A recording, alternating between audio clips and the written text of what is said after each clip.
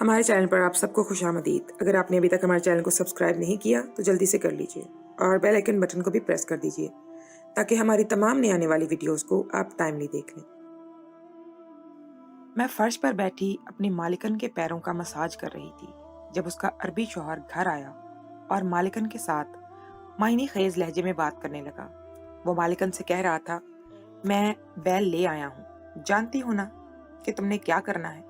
تمہارے پاس 10 روز ہیں اچھے سے سارا کام کرنا، اور سنو، میں نہیں چاہتا اس کام میں کسی بھی قسم کی کوئی کوتاہی ہو اور کوئی کمی رہ جائے۔ سمجھ رہی ہو نا میری بات؟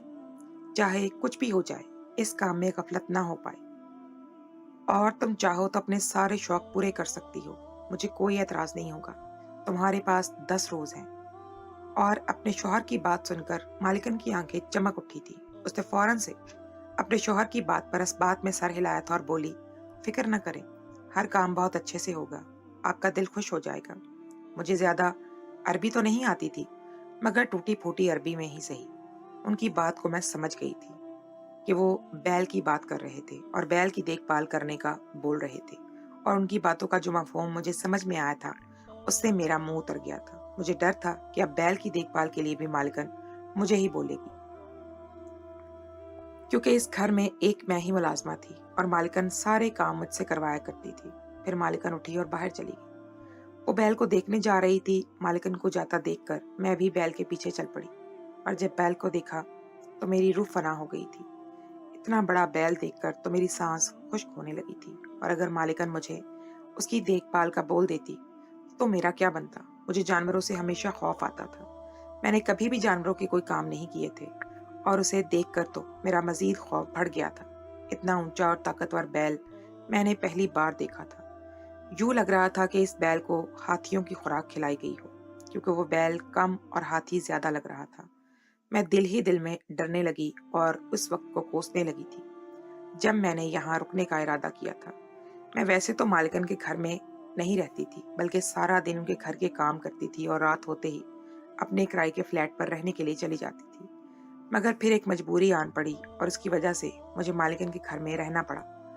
ویسے تو مجھے یہاں رہنے میں کوئی مسئلہ نہیں تھا، لیکن آج اس بیل کو دیکھ کر مجھے خود پر غصہ آ رہا تھا کہ میں یہاں پر رہنے کیوں چلی گئی تھی۔ اب مالکن یقیناً مجھے بولے گی کہ اس بیل کی دیکھ بھال بھی تم نہیں کرنی ہے، اور 10 روز تھے۔ ان 10 روز میں مجھے اتنے طاقتور بیل کو سنبھالنا تھا۔ میرے اوسان خطا ہو گئے تھے۔ میں اب مالکن کی نظروں سے بچ رہی تھی اور خود کو گھر کے کاموں میں مصروف کر رہی تھی، تاکہ مالکن نہ تو مجھے فارغ بیٹھا دیکھے اور نہ ہی مجھ سے بیل کی دیکھ بھال کا کہے۔ میں ڈر بھی رہی تھی کہ کسی بھی وقت مالکن مجھے بلا سکتی ہے، مگر ابھی تک مجھے مالکن نے نہیں بلایا تھا۔ شاید وہ بھول گئی تھی یا پھر میرے فارغ ہونے کا انتظار کر رہی تھی۔ میں نے جب سارے کام کر لیے اور رات بھی ہو چکی تھی تو اپنی مالکن کی نظروں سے چھپتی چھپاتی سرونٹ کوارٹر کی طرف بڑھ گئی تھی۔ تبھی میں نے دیکھا مالکن بھی اپنے پورشن سے نکل کر باہر کی طرف آئی ہے، اور مالکن کو آتا دیکھ کر میں نے اپنے قدم تیز کر لیے اور جلدی سے سرونٹ کوارٹر میں پہنچ کر خود کو بند کر لیا اور فوراً سے لائٹ بند کر کے اپنے بستر میں گھس گئی۔ میں نے سوچ لیا تھا کہ اگر مالکن دروازہ بجائے گی بھی تو میں آواز نہیں دوں گی اور سوتی بن جاؤں گی اور صبح بول دوں گی کہ میں نے ان کی آواز نہیں سنی تھی۔ جو بھی ہو جائے، میں اس جانور کی دیکھ بھال نہیں کرنی چاہتی تھی، اور یہی پلاننگ کرتے کرتے کب میری آنکھ لگی مجھے پتہ ہی نہیں چلا، اور صبح کے قریب ہی میری آنکھ کھلی تھی۔ میں اٹھی اور گھر کے کام کرنے کے لیے مالکن کے پورشن کی جانب چل پڑی، اور تب میں نے جو منظر دیکھا اس نے مجھے حیران کر دیا تھا۔ مالکن بھی اسی وقت اس جگہ سے آ رہی تھی جہاں پر وہ بیل بندھا ہوا تھا۔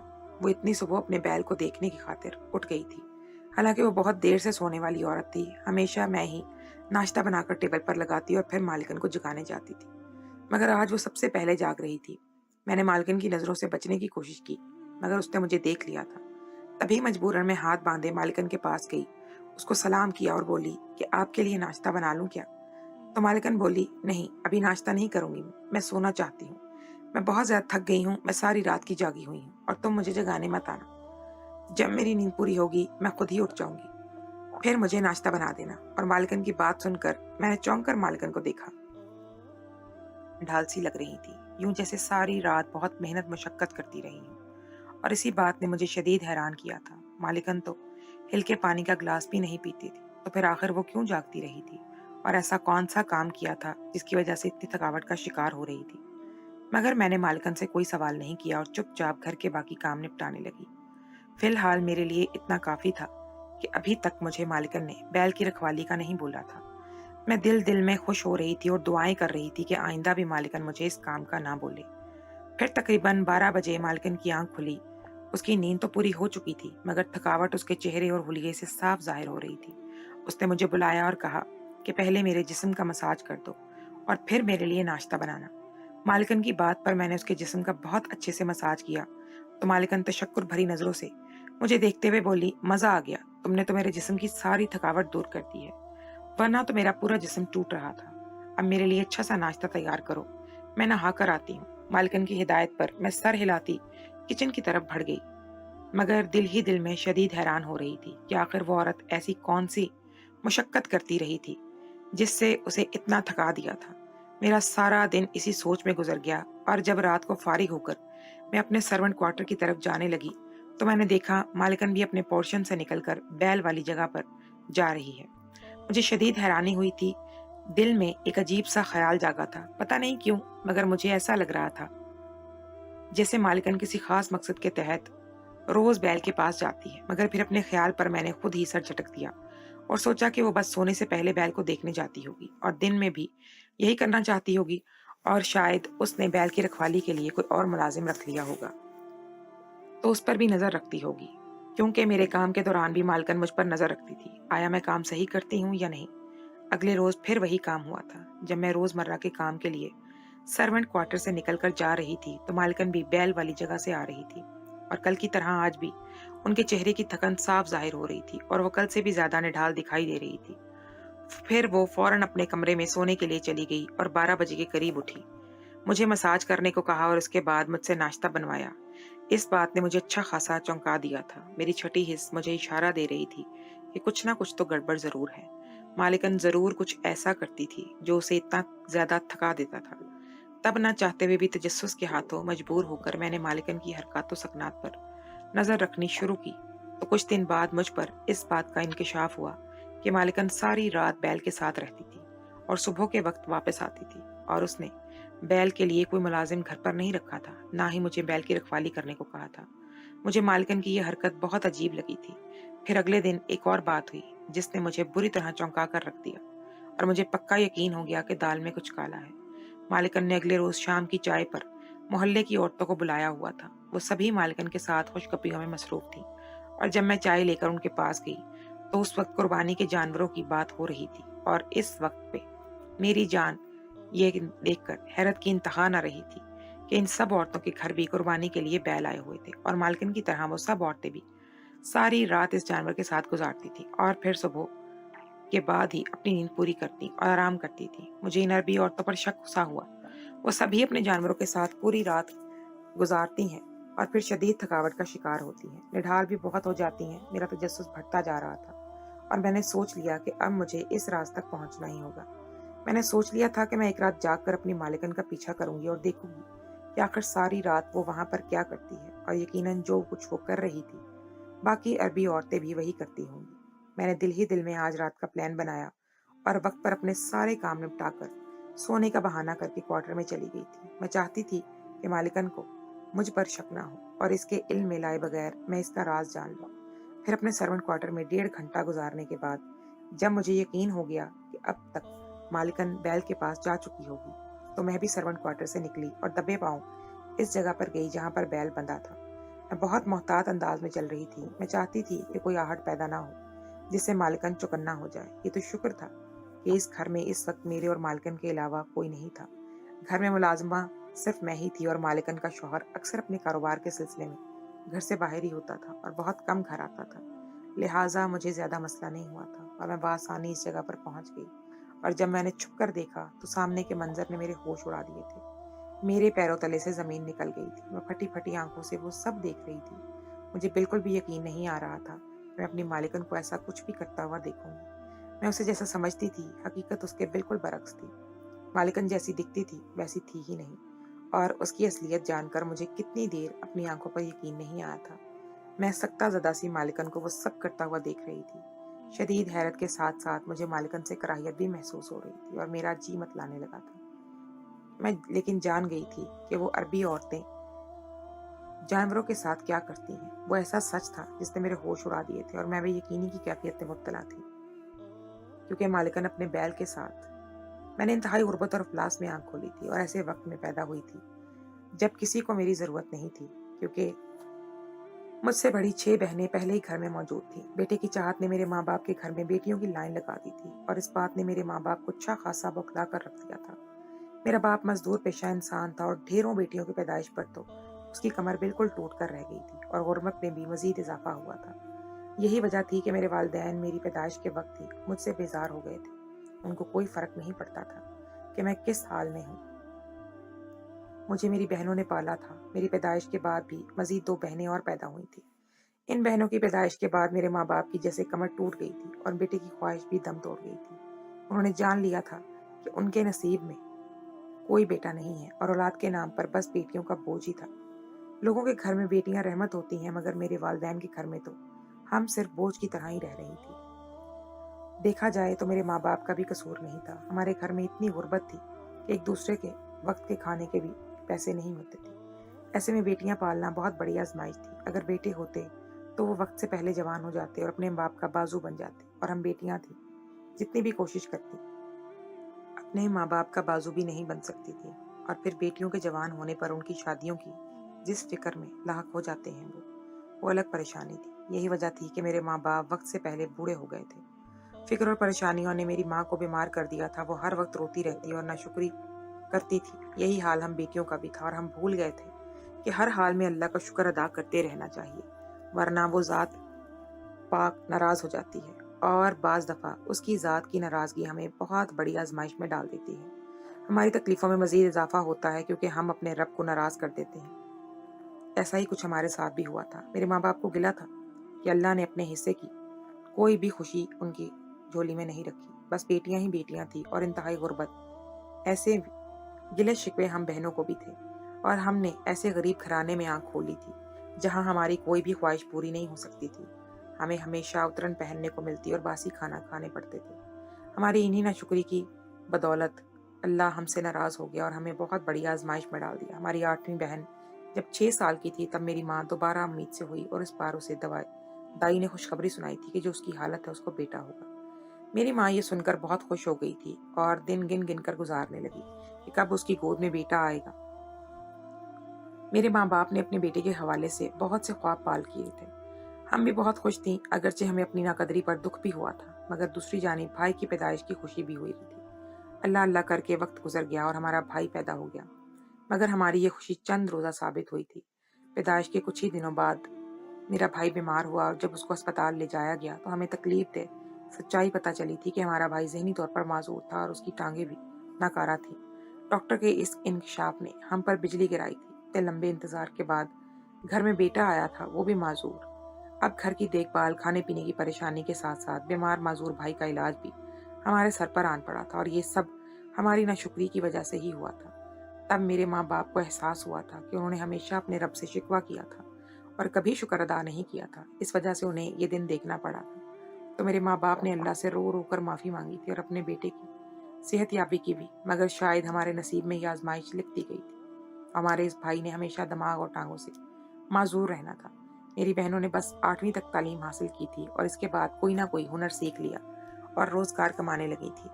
ان کو احساس تھا کہ اب گھر میں خرچہ مزید بڑھ گیا ہے۔ بھائی کی دوا بہت ضروری تھی، اگر ایک دن بھی اسے دوا نہ ملتی تو اس کی حالت بگڑنے لگتی تھی، جبکہ اپنی بہنوں کی نسبت مجھے پڑھنے کا بہت شوق تھا۔ میں نے ضد کر کے ایف اے تک تعلیم حاصل کی تھی اور اس میں بھی میری بہنوں کا بہت بڑا ہاتھ تھا، کیونکہ میری ساری تعلیم کا خرچہ انہوں نے ہی اٹھایا تھا۔ مجھے میری بہن ہی پال رہی تھی۔ میرے خواب اونچے تھے۔ میں اپنے بہنوں کی طرح معمولی سا ہنر سیکھ کر چند ٹکے نہیں کما سکتی تھی۔ میں پڑھ لکھ کر کسی اچھی نوکری پر لگنا چاہتی تھی اور اس کے لیے تعلیم بہت ضروری تھی، مگر ایف اے کی تعلیم کے بعد جیسے میری بہنیں کی ہمت بھی جواب دینے لگی، تب میں نے بھی تعلیم کو خیر آباد کہا اور نوکری کی تلاش کرنے لگی۔ جلد ہی مجھے پرائیویٹ اسکول میں نوکری مل گئی تھی، مگر میں اس نوکری سے خوش نہیں تھی۔ مجھے بہت آگے جانا تھا، اس لیے نوکری جاری رکھتے ہوئے میں اور کام کی تلاش میں بھی نکل پڑی تھی۔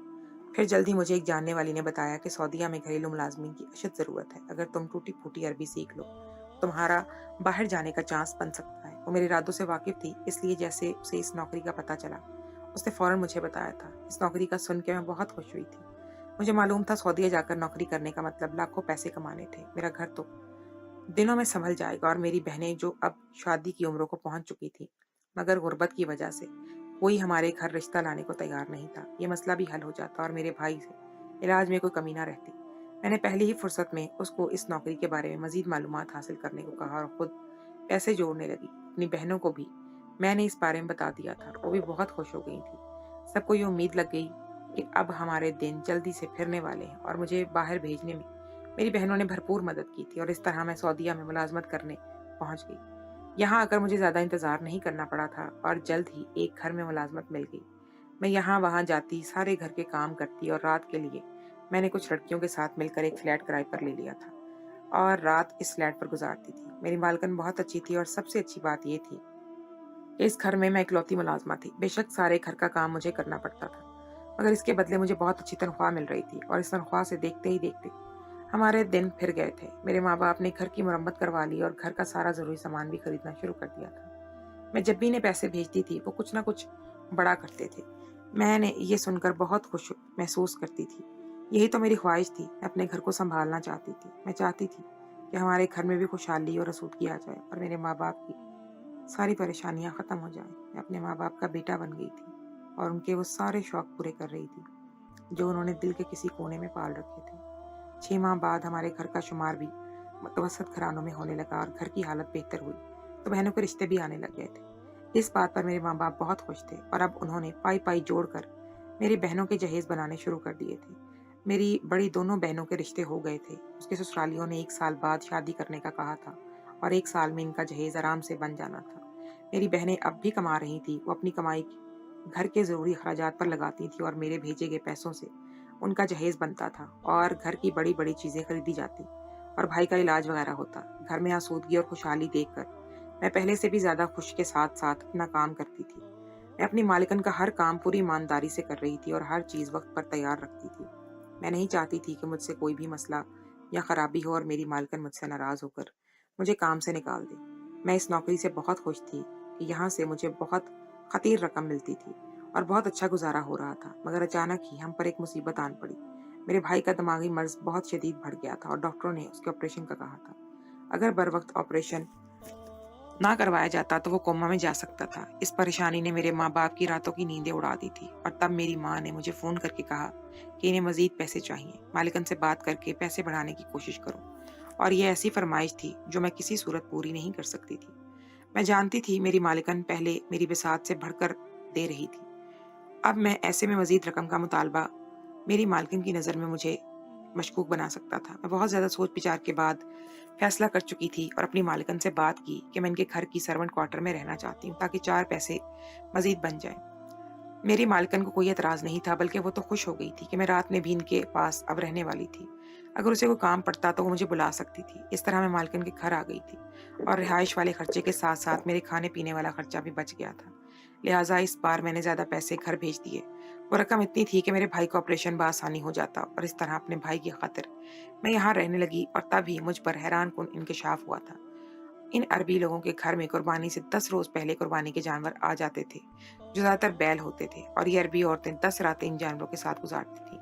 और जिस तजस्सुस के हाथों मजबूर होकर मैंने ये राज जानने की कोशिश की कि आखिर वो रातों को जानवरों के साथ क्या करती हैं, तो ये देखकर मेरी हैरत की इंतहा नहीं रही कि मालिकन इस बैल का सारा काम अपने हाथों से कर रही थी। वो उसका गोबर वगैरह साफ कर रही थी और उसकी जगह की सफाई कर रही थी और इस बैल को नहला धुला रही थी और अपने हाथों से उसे घास भी खिला रही थी। वो इस बैल का ख्याल इस तरह रख रही थी जैसे वो इसका बच्चा हो, मगर बैल का गोबर साफ करते हुए और उसकी गंदी जगह की सफाई करते देखकर मेरा दिल खराब होने लग गया था। मैं गरीब थी, मगर फिर भी कभी ये काम नहीं किया था मैंने। और हैरानी तो मुझे मालकन पर हुई थी, जो हिलकर पानी का एक गिलास भी नहीं पीती थी, लेकिन इस जानवर के सारे काम ऐसे कर रही थी जैसे इस पर फर्ज हो गया हो। और ऐसा करते हुए उसका बिल्कुल भी दिल खराब नहीं हो रहा था। हालांकि इस जगह पर ठहरने से भी जानवर की बदबू से दिमाग फटने वाला हो रहा था और मालिकन पूरी रात इसी बदबूदार जगह पर गुजारती थी। मैं हैरत से मुंह खोले मालिकन को देख रही थी। तभी मालिकन की नजर मुझ पर पड़ गई। मालिकन को अपनी तरफ मतवज्जो होता देख कर मैं बौखला गई और जल्दी से सफाई देने लगी कि पानी की प्यास से मेरी आंख खुली थी। तभी मैंने यहाँ 800 नहीं तो देखने चली आई कि यहाँ पर क्या हो रहा है, और अब आपको देखकर बहुत हैरान हो रही हूँ। तो मेरी बात पर मालकिन मुस्कुराई और बोली, इसमें इतना हैरान होने वाली क्या बात है? ये कुर्बानी का जानवर है और सुन्नत इब्राहिमी भी, और हमारे रसूल पाक सल्लल्लाहु अलैहि वसल्लम का फरमान है, ये कुर्बानी का जानवर वक्त से पहले अपने घर में लाओ, उसको बच्चे की तरह प्यार से पालो और फिर उसकी कुर्बानी दो, तो तभी वो कुर्बानी कबूल होगी। और इसलिए हम अपने जानवर को औलाद की तरह प्यार से पालते हैं। हमें उनसे उनसियत हो जाती है और उसकी कुर्बानी पर हमें बहुत तकलीफ होती है, और यही तो असल कुर्बानी है। और 10 रोज ज्यादा नहीं है, हमें तो इससे भी ज्यादा वक्त अपने जानवर को देना चाहिए। और मालकिन की बात सुनकर मैं बहुत हैरान हुई थी और साथ ही शर्मिंदा भी। एक अमीर, ये ऐसे लोग इन बातों का कितना ख्याल रखते हैं, और एक हम हैं कि दीन की बिल्कुल भी समझ बूझ ही नहीं थी। उल्टा मालकिन पर शक ही कर रही थी मैं, जो कि बिल्कुल गलत था।